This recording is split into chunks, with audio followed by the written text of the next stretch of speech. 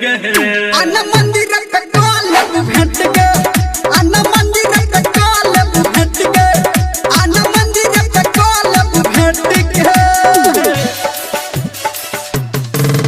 आना मंदिर पे कालब आना मंदिर पे कालब भेट गए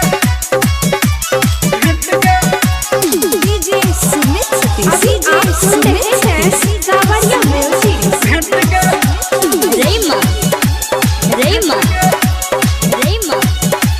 रेमा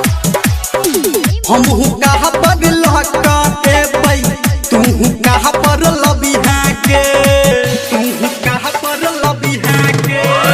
तू कहा पर लबी है के हम कहा पर लहका के बई तू कहा पर लबी है के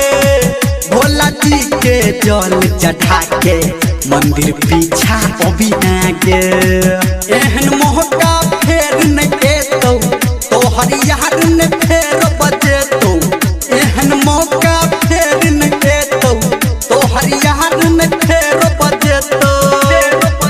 आगा पीछा ने कोडी हाथ डेट गए आना मंदिर पे कालब भेट गए आना मंदिर पे कालब भेट गए आना मंदिर पे कालब भेट गए आना मंदिर पे कालब आना मंदिर पे कालब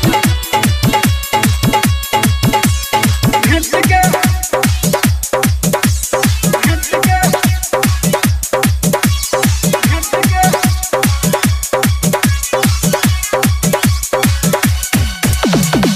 हम दीवाना तोहर पियो तू हमर दीवानी के तू हमर दीवानी के तू हमर दीवानी के हम दीवाना तोहर पियो तू हमर दीवानी के आई बेर पार लगे तो गोरकी अपन भोला दानी के कर तो फोन जब धर्मेंद्र संजय गौतम के अंदर कर तो फोन जब धर्मेंद्र संजय गौतम के अंदर तब कदी हन जाता तू लेट गए